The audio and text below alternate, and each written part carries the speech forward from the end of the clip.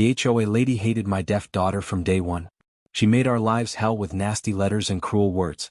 But when she locked my 5-year-old in a dirty, bug-filled room for over an hour, she crossed the wrong soldier. Time to show her what real war looks like. Before watching full story, comment below from where you watching. Also like and subscribe for more stories. The moving truck pulled away from our new house on Maple Street, leaving behind neat stacks of boxes and the promise of a fresh start. I stood in the driveway watching my 5-year-old daughter Lily skip around the front yard, her hands dancing in sign language as she talked to the flowers. My wife Sarah smiled from the porch, but I felt something cold crawl up my spine. Call it military instinct. After 15 years as an army captain, I'd learned to trust that feeling in my gut. But looking at this perfect neighborhood with its trimmed lawns and matching mailboxes, I pushed the worry away. This was supposed to be our dream home. I was dead wrong. Before we'd even unpacked our first box, trouble came marching across the street. She was a tall, thin woman with sharp eyes and an even sharper scowl. Her blonde hair was pulled back so tight it stretched her face, and she carried a clipboard like it was a weapon. "I'm Karen Mitchell, HOA president," she announced, not bothering with pleasantries. "Your moving truck blocked the sidewalk for 3 hours. That's a violation." I kept my voice calm. "Ma'am, we just arrived. The truck was legally parked and we'll have everything cleaned up by tonight." Her eyes narrowed as she scribbled something on her clipboard. Then she noticed Lily, who was signing excitedly to Sarah about the pretty yellow flowers by our mailbox. "What's wrong with that child?" Karen's voice cut through the air like a knife. My jaw tightened, but I stayed professional. "My daughter is deaf. She uses sign language to communicate." Karen's lip curled in disgust. "Well, keep her quiet. We run a respectable neighborhood here. We don't need any disturbances." Sarah stepped forward, her protective instincts flaring. "Excuse me? My daughter isn't disturbing anyone." "Yet," Karen snapped. "Just remember, we have rules here. Break them and there will be consequences." She turned on her heel and marched back to her house, leaving us stunned in our own driveway. That night, Sarah and I talked in whispers after putting Lily to bed. "Maybe she was just having a bad day," Sarah said, but her voice lacked conviction. I shook my head. "People like that don't change. But we'll handle it smart. Document everything." I had no idea how much I'd need that advice. Karen's first letter arrived the next morning, typed on official HOA letterhead. Our grass was 0.2 inches above regulation height. Our mailbox was an unapproved shade of black. Our welcome mat was positioned incorrectly. By the end of the week, we'd received 6 more letters. Each one more ridiculous than the last. The color of our garden hose. The angle of our newspaper box. The fact that Lily's bike was visible from the street. "She's testing us," I told Sarah as I filed the latest complaint. "Seeing how far she can push before we break." But the real war started when Karen realized we weren't backing down. It was a Saturday morning. Lily was playing in our front yard with her dolls, signing little stories to them while Sarah and I watched from the porch. The sight of our daughter's joy made everything worth it. Until Karen appeared. She stormed across the street, clipboard in hand, face red with anger. "That child is making a mess," she screamed, pointing at Lily's perfectly arranged tea party setup. "This isn't a playground. Clean it up now or I'll fine you $500. Sarah stood up slowly, and I recognized that dangerous calm in her voice. "She's 5 years old, Karen. She's playing in her own yard." "I don't care if she's 2 or 22, Karen snarled. "This neighborhood has standards. If you can't maintain them, then maybe you should find somewhere else to live." Her gaze shifted to Lily, who was still signing to her dolls, completely unaware of the storm brewing around her. "And tell her to stop that weird hand-waving. It's disturbing the neighbors." Something snapped inside me. I rose to my full height, using every inch of my 6'3" frame. My voice dropped to the tone I used to command soldiers in combat zones. "Don't you ever, and I mean ever, speak about my daughter like that again." For the first time, Karen's confidence wavered. She took a step back, but then her jaw set. "You don't scare me, soldier boy. I run this neighborhood, and I'll make your lives miserable if you don't fall in line." She scribbled furiously on her clipboard and stalked away, muttering about troublemakers and people who don't belong. That night, Sarah and I made a decision. We wouldn't let one bitter woman drive us from our home. Lily deserved better than to grow up afraid in her own yard. We had no idea what Karen was planning. 3 days later, I got the call that would take me away at the worst possible time. Emergency training exercise at the base. 1 week, non-negotiable. I stared at the phone, my stomach churning. "I have to go," I told Sarah that night. But maybe it's better if I'm not here for a few days. Let things cool down. Sarah squeezed my hand. We'll be fine. It's just 1 week. I held Lily extra tight that morning, signing our special message, Daddy loves you to the moon and back. She giggled and signed back, and to all the stars too. As I drove away, I couldn't shake the feeling that I was making a terrible mistake. Sarah later told me everything that happened while I was gone. Karen had been watching, waiting for her chance. She confronted Sarah at the grocery store, claiming Lily's signing was agitating other children. She left nasty notes on our car. She even called the police with false noise complaints, though they quickly realized it was harassment. But none of that prepared us for what came next. The HOA held monthly meetings in the community clubhouse, a building with several rooms including one in the back that everyone avoided. They called it the Cockroach Room, a dusty, dark storage space where bugs scurried across broken tiles and the air hung thick with neglect. No one went there unless they absolutely had to. On the third day of my absence, Karen scheduled a mandatory emergency meeting, right in that clubhouse. Sarah was swamped with work calls and couldn't attend, so she asked our neighbor Mrs. Henderson to represent us. It was a common practice and completely allowed by HOA rules. During meetings, kids often played in the main hall while parents discussed business. Lily was there that evening with 3 other children, coloring quietly at a small table, her crayons spread out in neat rows. She was signing softly to herself, telling stories to her paper characters. Karen watched from the meeting room doorway, her eyes cold and calculating. When Mrs. Henderson got distracted helping another child, Karen made her move. "Come here, little girl," she called to Lily, her voice falsely sweet. Lily looked up, confused. She couldn't hear Karen's words, but she could see the woman beckoning. Being the polite child we'd raised her to be, Lily stood up and walked over. Karen grabbed Lily's small hand too tight, leaving red marks, and pulled her toward the back of the building. Lily tried to pull away, scared by the strange woman's grip, but Karen was much stronger. "You don't belong out there with the normal children," Karen hissed, though Lily couldn't hear the venom in her words. "Time you learned your place." She dragged Lily to the cockroach room and shoved her inside. The heavy door slammed shut, and Karen turned the old-fashioned key, trapping my baby girl in that nightmare. Lily found herself in complete darkness. She couldn't call for help, her voice had never been strong because she'd never heard sound. She couldn't hear the skittering of insects across the floor or the dripping of a broken pipe in the corner. All she could do was feel the terror. She pounded on the door with her small fists until her knuckles were raw and bleeding. She kicked with her little feet until her shoes fell off. But the door was solid wood, and the meeting room was too far away for anyone to notice the sound. For over an hour, my 5-year-old daughter was trapped in that hell while Karen sat in the meeting, a satisfied smile on her face. It was old Mr. Rodriguez, the janitor, who finally heard something. He was emptying trash cans when he caught the faint sound of thumping. Following the noise, he found the locked door and turned the key. Lily fell into his arms, shaking and sobbing, her hands bleeding from pounding on the door. Her pretty yellow dress was dirty, and there were red welts on her arms where bugs had crawled on her. I was in a strategy meeting when my phone buzzed. Sarah's name on the screen. I almost ignored it, she knew I was in training. But something made me step outside to answer. "Daniel." Sarah's voice was barely controlled fury mixed with heartbreak. "You need to come home. Now." "What happened? Is Lily okay?" "That woman, that monster locked our baby in a room. For an hour. She's hurt, Daniel. She's scared and she's hurt, and I want to kill that woman with my bare hands." My vision went red. The phone creaked in my grip. Around me the world seemed to stop. "Tell me everything," I said, my voice deadly quiet. As Sarah described what happened, I felt something cold and calculating settle in my chest. This wasn't just bullying anymore. This was child endangerment. This was a crime against my daughter. When she finished, I said just 4 words, "I'm coming home. But your training dash. Nothing matters except Lily. I'll be there tonight." I hung up and walked back into the meeting room. My commanding officer took one look at my face and didn't ask questions when I requested emergency leave. I drove through the night, my mind sharp and focused. Karen had made the biggest mistake of her life. She thought she was dealing with some ordinary suburban dad who would complain to neighbors and maybe file a report with the HOA board. She had no idea she'd just declared war on a decorated Army captain with 15 years of experience in intelligence gathering, strategic planning, and precision strikes. When I pulled into our driveway at sunrise, Lily was waiting at the window. Her face lit up when she saw me and she ran outside in her pajamas. "Daddy," she signed, throwing herself into my arms.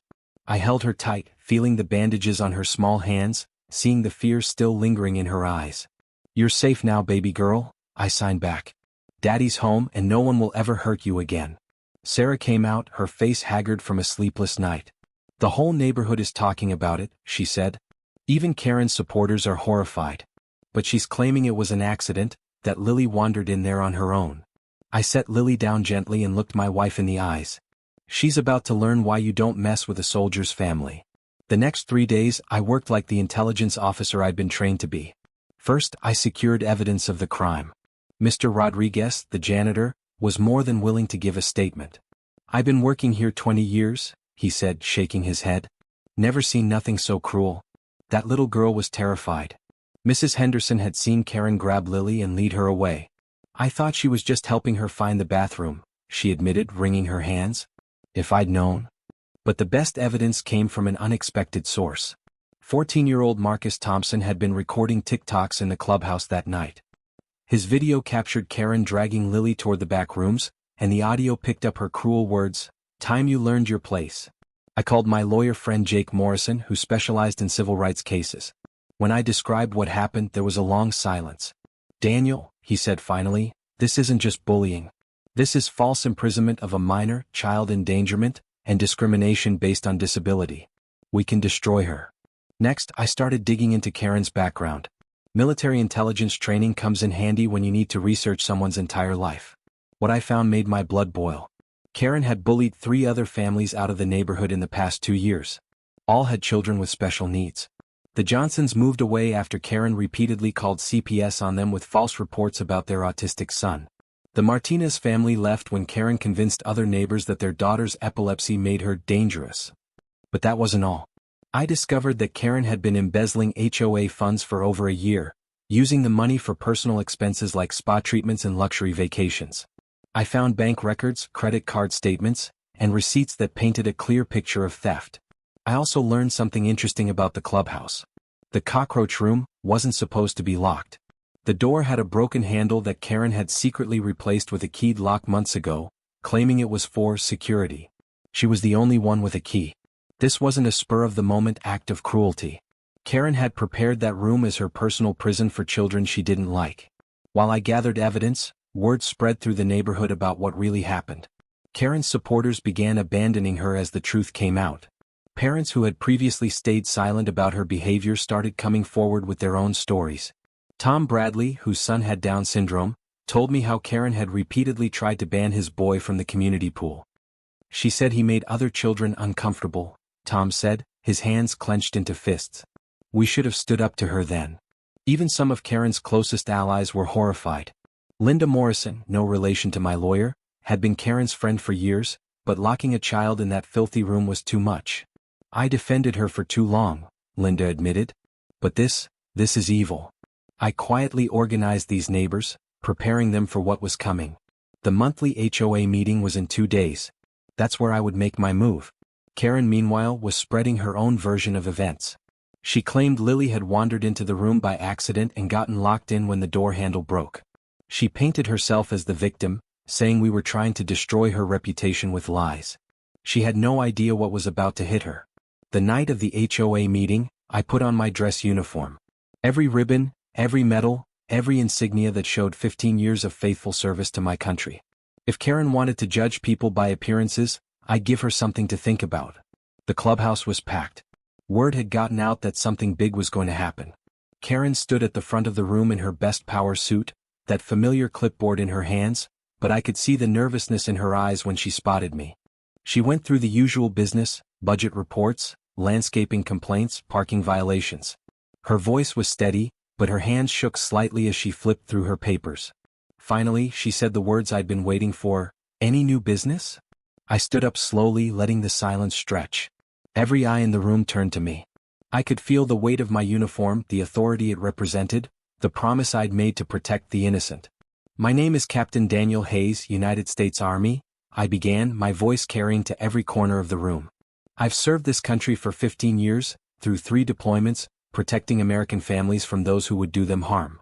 Karen's face went pale, but she tried to maintain control. "Mr. Hayes, please limit your comments to HOA business dash." "This is HOA business," I cut her off, my command voice making her flinch. 4 nights ago you locked my 5-year-old daughter in that filthy storage room for over an hour. Alone. Terrified. Unable to call for help because she's deaf. Gasps echoed through the room. Karen started to object, but I continued. My daughter trusted you. When you called her over, she came because we taught her to be polite to adults. And you betrayed that trust in the cruelest way possible. I pulled out my phone and connected it to the clubhouse's sound system. Marcus's video filled the room, Karen's voice, cold and vicious. You don't belong out there with the normal children. Time you learned your place. The room erupted. Neighbors shouted in anger and disgust. Parents with young children looked horrified. Karen's few remaining supporters stared at her in shock. That's not. The audio is doctored. Karen stammered, but her voice was lost in the chaos. I raised my hand for silence and the room quieted. The authority in that gesture, learned from years of commanding troops, was unmistakable. But child abuse isn't the only crime you've committed, I continued. I've spent the last 3 days investigating you, Karen. Military intelligence training comes in handy for that sort of thing. I pulled out a folder thick with documents. You've stolen over $47,000 from HOA funds in the past 18 months. Spa treatments, vacations, designer clothes, all paid for with money from this community. More gasps. Board members leaned forward, staring at Karen in disbelief. You've systematically bullied 3 families with disabled children out of this neighborhood using harassment, false reports, and intimidation. And you specifically installed that lock on the storage room to use as your personal prison for children you deemed unacceptable. Karen's composure cracked completely. You can't prove any of that. You're making this up because you're angry. Bank records, I said, holding up a stack of papers. Credit card statements. Receipts. Witness testimonies. Video evidence. I have everything, Karen. A federal prosecutor would call this the most complete case file he'd ever seen. Jake Morrison stood up from the back of the room. I'd invited him to observe, just in case Karen tried anything stupid. Ms. Mitchell, Jake said formally, I'm serving you with papers for a civil lawsuit on behalf of the Hayes family. Charges include false imprisonment, child endangerment, discrimination under the Americans with Disabilities Act, and intentional infliction of emotional distress. Karen stared at the papers in shock. Around the room, neighbors were calling for her resignation, their voices angry and demanding. I also have some friends at the district attorney's office, I added casually. They're very interested in prosecuting cases involving crimes against children and embezzlement of community funds. Expect a visit from detectives tomorrow. The board members huddled together, whispering furiously. After a brief discussion, the board secretary stood up. The board calls for an immediate vote of no confidence in Karen Mitchell as HOA president, she announced. All in favor? Every hand in the room shot up except Karen's. Even her longtime allies voted against her. Motion carries unanimously, the secretary said. Karen Mitchell is hereby removed from all HOA positions, effective immediately. Karen looked around the room desperately, seeking any friendly face. She found none. The same neighbors who had once feared her now looked at her with disgust and contempt. You'll regret this, she said, her voice shaking with rage. All of you will regret this. I stepped closer and she instinctively backed away. No, Karen, I said quietly. The only person with regrets is going to be you. You hurt my daughter. You traumatized a 5-year-old child because she was different. That's not something I forget or forgive. As if on cue, police sirens wailed outside. Jake had tipped off his contacts, and detectives were arriving to begin their investigation. Karen grabbed her purse and ran for the door, pushing past officers who were just coming in. But there was nowhere to hide from what was coming. The next few months were a whirlwind of legal proceedings, but the outcome was never in doubt. The evidence was overwhelming and Karen's attempts to claim innocence fell apart under scrutiny. She was criminally charged with child endangerment, false imprisonment, and embezzlement. She pled guilty to avoid jail time, but received 5 years of probation, community service, and had to pay full restitution for the stolen HOA funds. The civil lawsuit was even more devastating. The jury awarded us $150,000 in damages for Lily's trauma, plus legal fees. They also found Karen's actions so egregious that they added punitive damages, another $100,000 designed to punish her and deter others from similar behavior. Karen's perfect suburban life crumbled. She had to sell her house to pay the judgments. Her husband, embarrassed by the scandal, filed for divorce. Her adult children cut contact, ashamed of their mother's actions.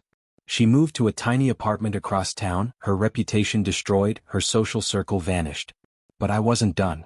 Using part of the settlement money, Sarah and I established the Lily Hayes Foundation, dedicated to supporting families with deaf and disabled children. We provided resources, advocacy, and legal support to parents facing discrimination. Karen's cruelty had created something beautiful, a lasting force for good in our community. The HOA was completely reformed. New leadership focused on actual community building rather than petty power games. The Cockroach Room was renovated into a bright playroom for children, with a plaque dedicating it to inclusion and acceptance. 6 months after that horrible night, Lily was thriving. The nightmares had faded, replaced by the joy and curiosity that defined her spirit. She made friends throughout the neighborhood, teaching other children simple signs and showing them that being different wasn't something to fear. One evening as I tucked her into bed, she signed something that made my heart swell. "Daddy, you're my hero." I smiled and signed back, "No, baby girl. You're mine. You're the bravest person I know." She giggled and snuggled into her blankets, safe and loved in her own home. Later, as Sarah and I sat on our front porch, she asked, "Do you think we were too hard on her?" I looked out at our peaceful neighborhood, where children played freely and families looked out for each other. Where my daughter could sign to her heart's content without fear or judgment. "She hurt our baby," I said simply. "She traumatized a 5-year-old child because she was deaf. Some lines you don't cross, Sarah. Some things you don't forgive." Sarah nodded, understanding. We'd given Karen every chance to be decent, to show basic human kindness. She'd chosen cruelty instead. As I watched Lily playing in our yard the next morning, her hands dancing through the air as she told stories to her dolls, I felt a deep satisfaction. Not just because we'd won, but because we'd protected something precious, a child's right to be safe, accepted, and loved exactly as she is. Karen had thought she could break us, drive us away, make us hide in shame. Instead, she'd learned a lesson that bullies throughout history have discovered too late. Never underestimate a parent protecting their child. Especially when that parent happens to be a soldier. The war was over and the good guys had won.